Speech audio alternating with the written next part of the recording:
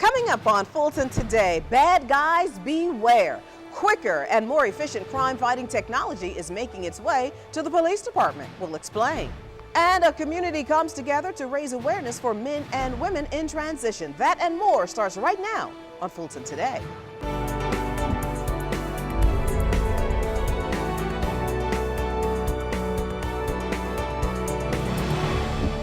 Welcome to Fulton Today, everybody. I'm Shania Chavis-Rucker. Fulton County Police get the approval they need to help them put criminals behind bars in the blink of an eye. Now, this help comes in the form of a highly sophisticated software package approved by Fulton commissioners. FGTV's Priscilla Ortega has the story. The Fulton County Police Department will soon have new technology inside their patrol cars right at their fingertips. Now, this new system is expected to dramatically cut back on crime and also help better protect officers. Before police lights and sirens even go off, 221, 225, 289. Officers will be able to better target criminals. Police Chief Gary Stiles says residents will notice a dramatic reduction in crime because of this new software called NC4 Street Smart. There'll be such a reduction in South Fulton County within 12 months that they will definitely see a difference. Chief Stiles says the new system can track crime trends like home burglaries and car thefts in real time. It would take a crime analyst anywhere from 24 to 72 hours of research to come up with a crime pattern. This software makes that research instantaneous. Police say that immediate information could stop a crime spree as it happens.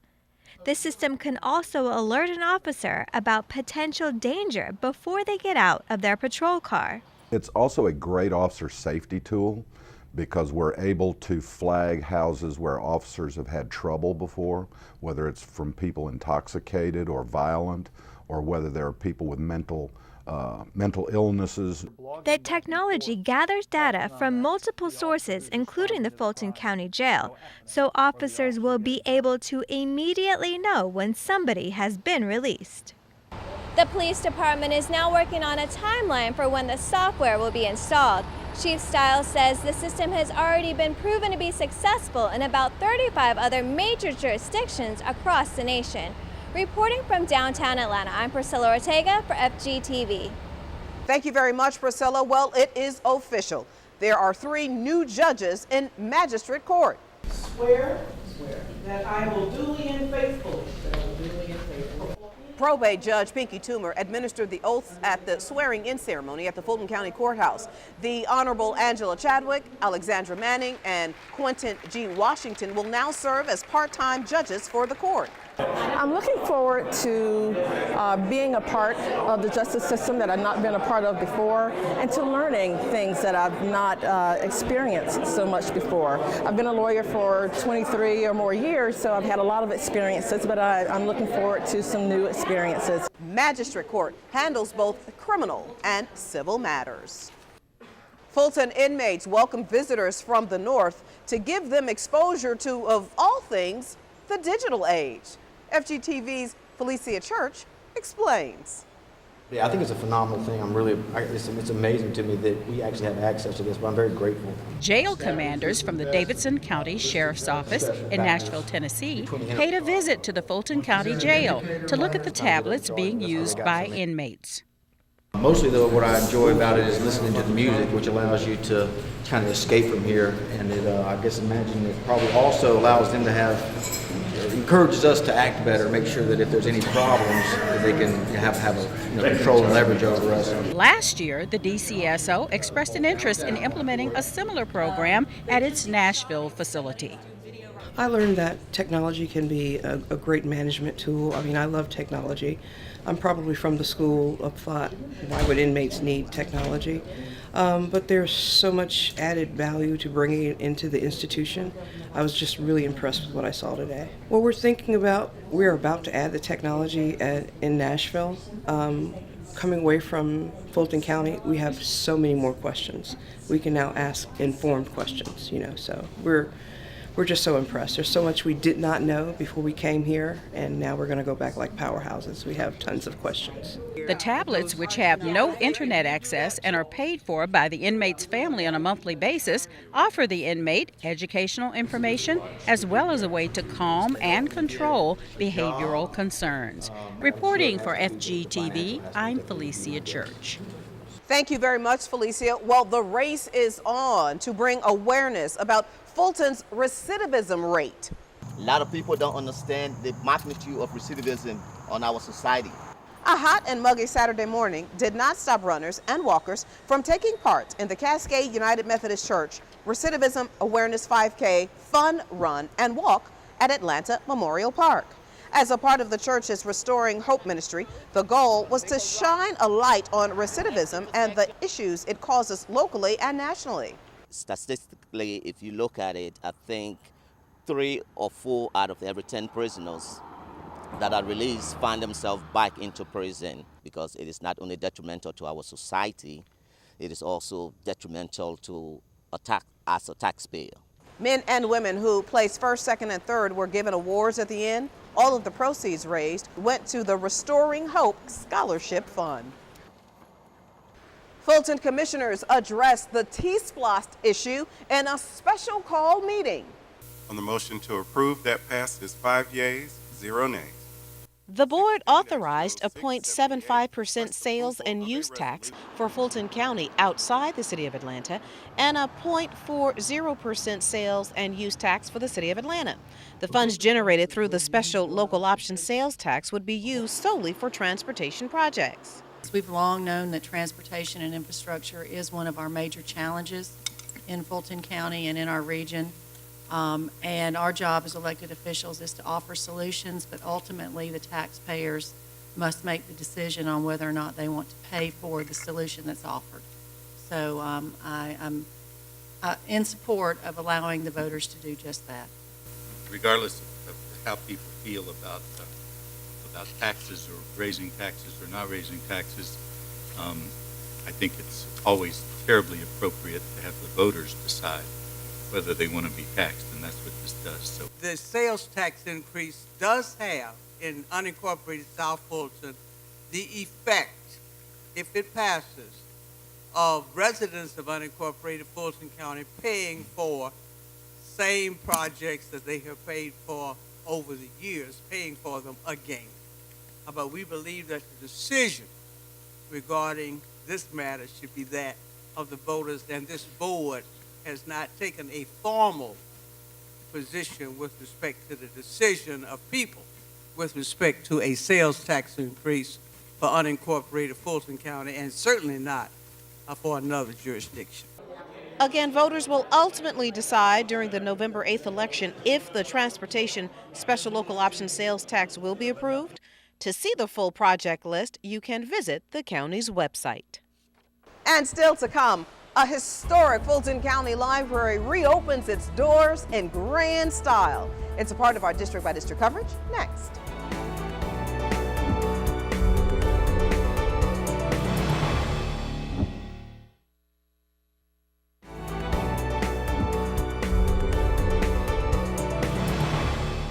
The county's hottest new fire trucks are officially dedicated, and the Auburn Avenue Research Library starts a new chapter. Here's this week's district by district coverage.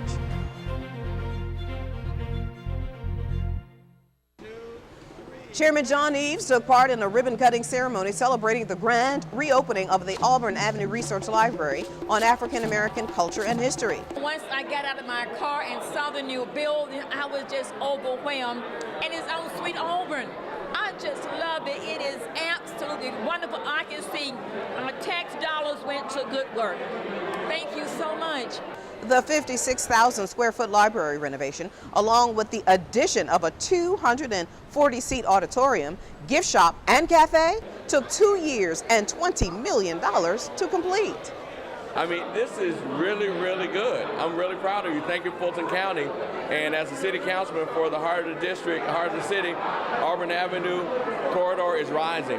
And this is one of those great new jewels in this necklace we're trying to build to really make Auburn Avenue the street that really African Americans and the nation can be proud of. The renovation and expansion project is a part of Phase 1 of the library building program. In District 5, the county's 3 newest additions were officially welcomed to the dedication ceremony at the Public Safety Memorial at Wolf Creek. Chief Gibson, Chief Emerson, and Chief Strong were pioneers in this department and helped us to build the foundation and provide the service that we provide today. Today is a great day. We dedicate these engines in their memory and in their service to all of the citizens and visitors to unincorporated Fulton County. County Chaplain blessed each of the new engines. The trucks feature memorial plaques with each of their names permanently mounted on each engine. Family members of those fire chiefs, along with the current fire chief, Larry Few, and his staff were all in attendance. And residents in District 6 welcomed the start of a new school year with open arms. It was a day of food, entertainment, and fun as attendees were treated to free haircuts, face painting, raffles, horseback riding, along with a school supply giveaway. It's events like these that really make an impact on the community. If there's someone in Fulton County that needs housing assistance, they can always contact us, or we have a referral program if we can't immediately assist them. There are different agencies that provide transitional housing in our jurisdictions. There's a host of things that if we can't do, we can refer them out, and hopefully their needs will be met. I'd like to take this opportunity to say a hearty congratulations and welcome to all the children who are the residents of the Fulton County Housing Authority communities. We are just so proud of you, and we're just so pleased that you are ready to go back to school for another school year. If you would like more information about the Housing Authority of Fulton County, you can just log on to hafc.org.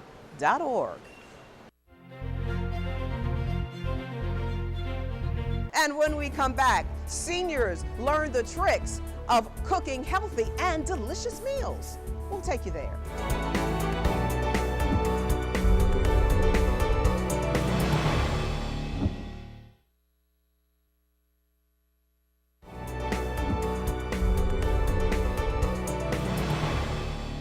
This month, Fulton joins the nation in bringing awareness about breastfeeding. And just in time, Fulton has more resources to encourage women to breastfeed their babies.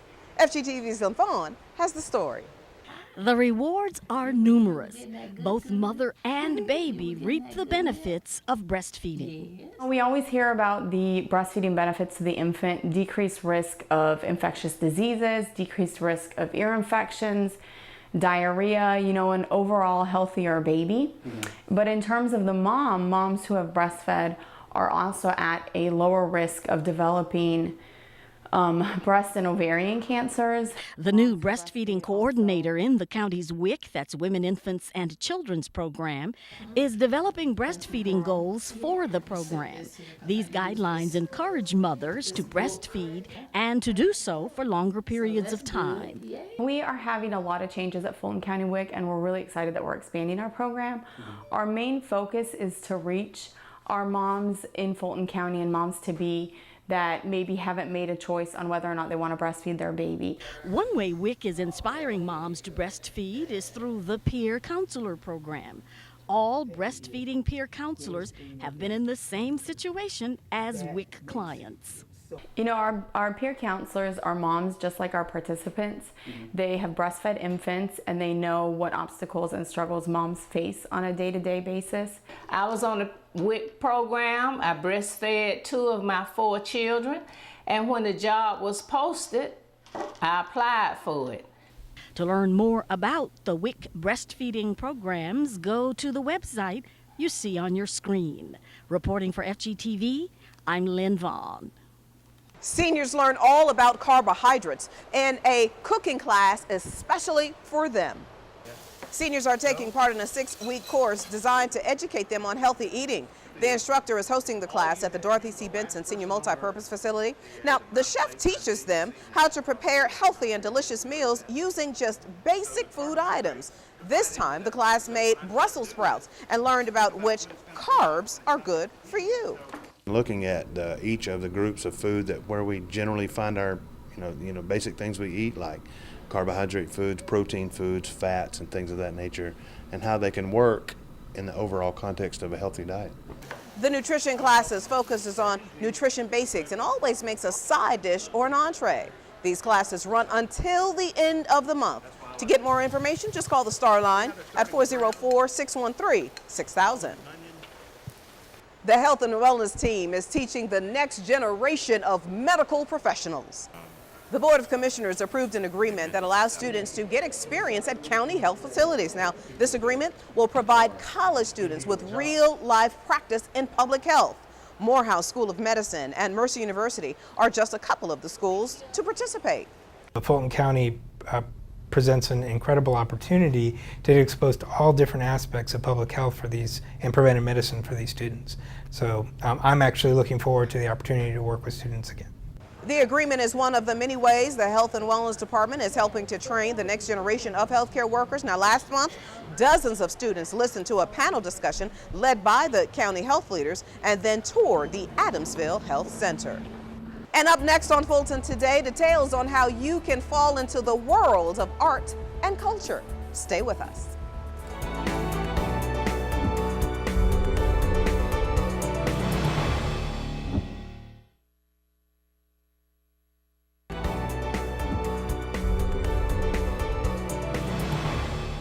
Well, if you've been thinking about possibly taking an art class, now is the time to register for the fall art classes.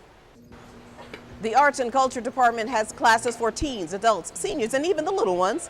The sessions are available for dance, drawing, pottery, and acting, just to name a few. There are also a few different classes available based on skill level. The new classes that we are offering are aviation design, drawing, and painting. We also have a new Varnita Honeywood class that's inspired by the artist Varnita Honeywood. We also have an adult class for those who like Romar Bearden. It's called the Romar Bearden Experience. Fine Arts Centers offer classes at various times. The fall session starts September 13th and runs until November 5th. Registration ends on September 9th. You can register online at fultonarts.org. And finally, the swim team from the county's Parks and Recreations Department, well, they are breaking records. The Swordfish swim team has about 25 kids participating in the program year-round, and about half of them advanced to state competitions and did extremely well. Well, we had two relay teams, our senior relay teams, to set records and break records in the 200 IM relay and also the 200 free relay. The Parks Department swim team program has been ongoing for 6 years and continues to grow each year. Children interested in taking part can take a swim assessment test and then they can be placed into one of the classes. Class levels range from beginners to advanced. For information about the swim program, you can call Welcome All Park at 404-612-4058. And before we go, our reminder that we'd like to connect with you online. Check us out anytime on Facebook, Twitter, Instagram, and of course, our YouTube channel. Well, that does it for this edition of Fulton Today. I'm Shania Chavis-Rucker. Thank you so much for watching. Join us each week for news around and about Fulton County.